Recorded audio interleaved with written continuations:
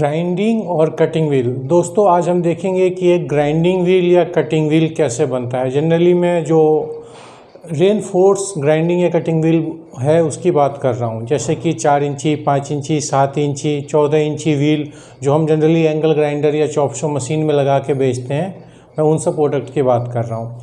यहाँ पे मैं लाइव वीडियो तो नहीं दिखाऊंगा बनते हुए कि कैसे बन रहा है, लेकिन मैं जो पूरा प्रोसेस एक्सप्लेन करूँगा जो कि बहुत ही सिंपल है, तो आपको बिल्कुल आइडिया आ जाएगा कि ये ग्राइंडिंग व्हील कैसे बनता है या बनता होगा। तो चलिए इसकी शुरुआत करते हैं।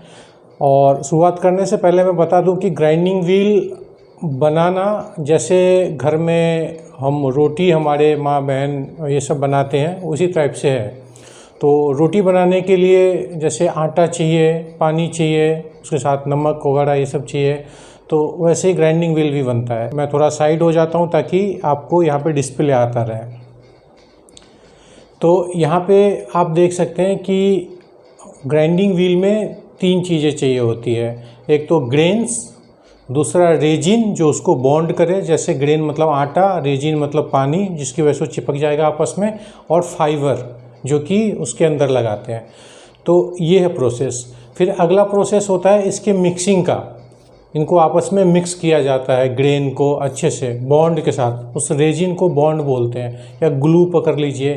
तो बॉन्ड कितने टाइप के होते हैं या ग्रेन्स कितने टाइप के होते हैं ये कभी और देखेंगे। मैं सिंपल बता रहा हूँ कि ग्रेन होता है जो आपने ग्राइंडिंग व्हील में देखा होगा, और उसके बाद रेजिन, और वो फाइबर जो कि कभी कभार बाहर भी ग्राइंडिंग व्हील के ऊपर से भी दिखता है और अंदर भी रहता है।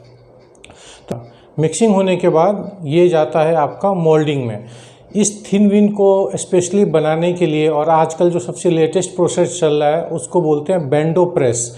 ये बेंडो प्रेस कुछ इस टाइप का दिखता है, आगे प्रोसेस में भी देखेंगे। इसमें क्या है, ये बेंडो प्रेस एक सर्कुलर फॉर्म में होता है और उसके अंदर ग्राइंडिंग व्हील के शेप का बना होता है।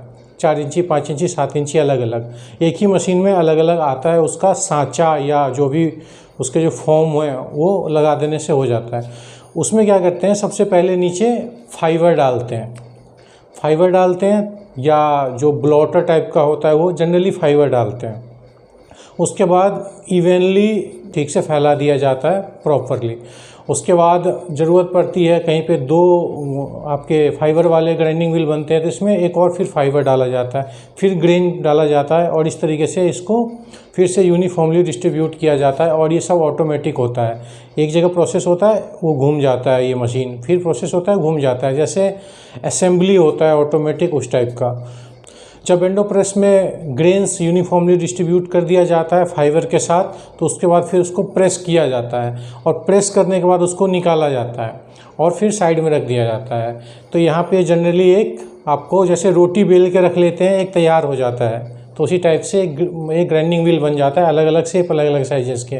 इसके बाद इसको क्या किया जाता है कि इसको बेक किया जाता है। इसको बेकिंग भी बोलते हैं, फाइडिंग भी बोलते हैं। बेकिंग इसलिए बोल रहे हैं क्योंकि जनरली ये 150 180 डिग्री सेल्सियस से लेकर 300 400 डिग्री सेल्सियस के बीच में इस टाइप के, क्योंकि ये सारे रेजिन बॉन्ड वाले होते हैं, इतने टेम्परेचर पे इसको ओवन किया जाता है। बेक या फायरिंग जो बोलिए वो किया जाता है। तो उसके बाद ये बिल्कुल बन के तैयार हो जाते हैं, जैसे रोटी को सेक के उतार लेते हैं हो जाता है वैसे। कि फिर डिफरेंट टाइप की इंस्पेक्शन होती है, जैसे एक होता है वेट का, कि वज़न ग्राइंडिंग व्हील का परफेक्ट है कि नहीं।